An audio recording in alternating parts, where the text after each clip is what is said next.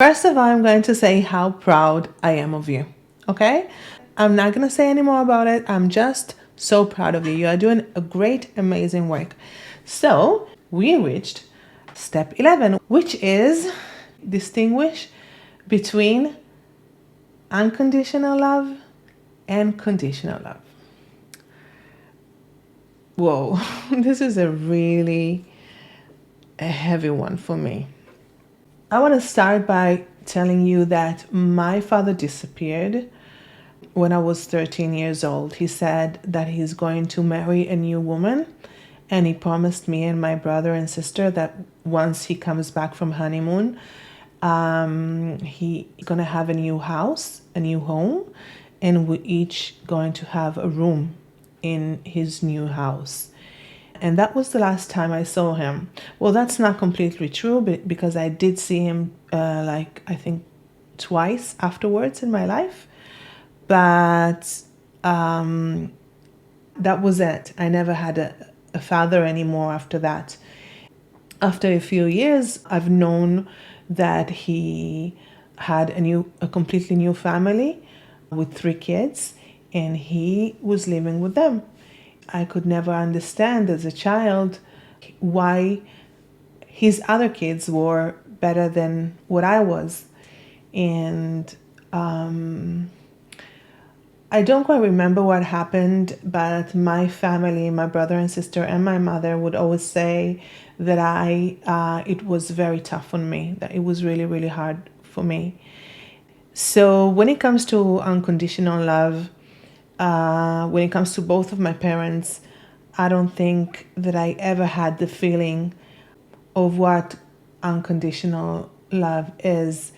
And I think that even with my brother and sister, we're still working on it. And I said to my brother that I do want to work on our relationship as grown-ups without having to do with the trauma, because I think that growing up not knowing what unconditional love means and experiencing conditional love all the time, it's really hard to know how to provide it to someone else.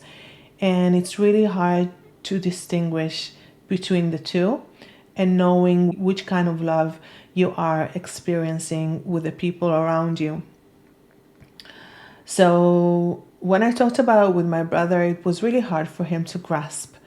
For him it was, oh, you are exaggerating and things like that. But I have to remind you that because we had different roles in our family, each and every one of us experienced our upbringing completely different.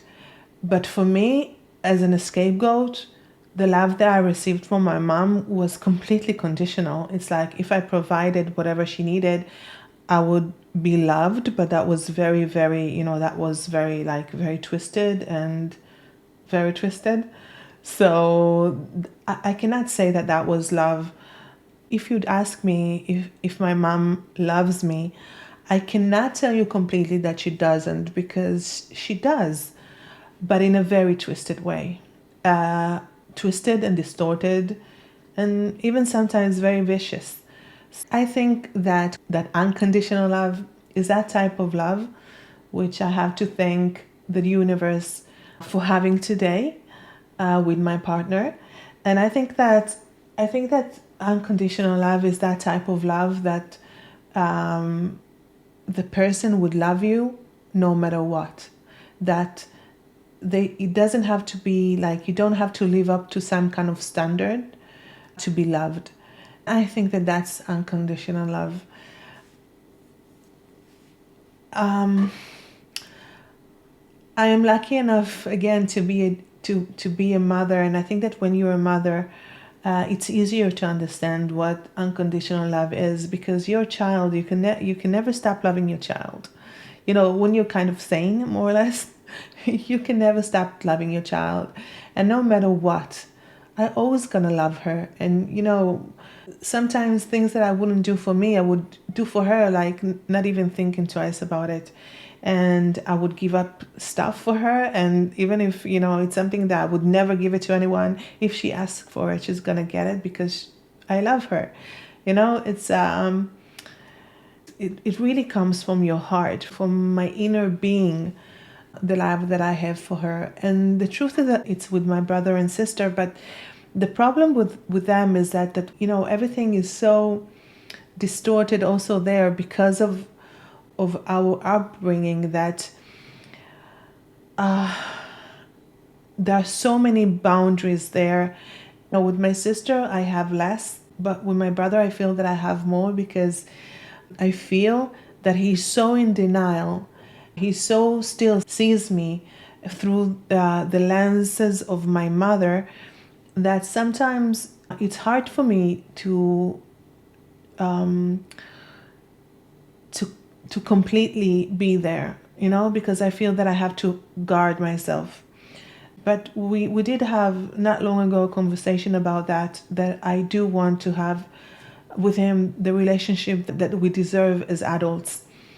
And conditional love has a lot to do with it, because I don't want to say that they love me conditionally. I'm not saying that, because I know that both of them love me dearly the same way that I do, and that we do anything for each other. But the thing is that there's a lot of criticism in there, which really still bothers me. I don't have to hear that. I can see it in their eyes, and I can see it, and I know that when they're together, they criticize me. And it's not because they want to, it's because that's what they know. That's what they've been taught. I am the scapegoat, so there's a lot of things to say about me. So I think that what bothers me the most is the criticism. And I think that when you really truly love someone, you don't criticize them. You just love them the way they are. And the criticism is still there. And that's something that I'm working on with myself. And I hope that one day we can work it out between us. We all deserve being loved for who we are. And I think that being able to be with someone that really truly loves us the way we are, without expectations, it's a great relief, and it's a lot of freedom. And it also gives you the feeling that you are good enough. When you are in conditional love type of situations, which I was a lot in my life, you believe and you feel that you're never good enough, because the other person loves you with conditions. And it doesn't say anything about you, but I think that you have to realize that the fact that we've been through a lot of relationships that were conditional, that doesn't mean that we don't deserve more than that. That doesn't mean that we don't deserve to be loved for who we are. And I think that first of all, that unconditional love has to start within us. Once we love ourselves unconditionally, we're not going to be able to tolerate anyone anymore not loving us from less than that, that ties me up to one of the other videos. I think it was the last video about our inner voice. Our inner voice has to be an unconditional loving voice, because we are never going to be perfect, that perfect that we were always supposed to be. You don't have to be that way. And you know why? Because you are perfect just the way you are. And yeah, we're always going to have things that we have to learn, that we want to learn, and we want to change, and we want to progress in, and that we know that we can do things better. We always have something to aspire to. But that doesn't mean that who you are at this particular moment is not good enough. The only reason that we have that knowledge or that thought in our heads is because someone put it there. And guess who it was? Most likely, take a wild guess. So please start loving yourself for who you are, and you're gonna attract that way unconditional love, I'm telling you. And once you attract someone that is giving you conditional love, you're just gonna say, I deserve so much better. This thing, like everything else, start within us. So that's your next step. This is what you have to do now in this step.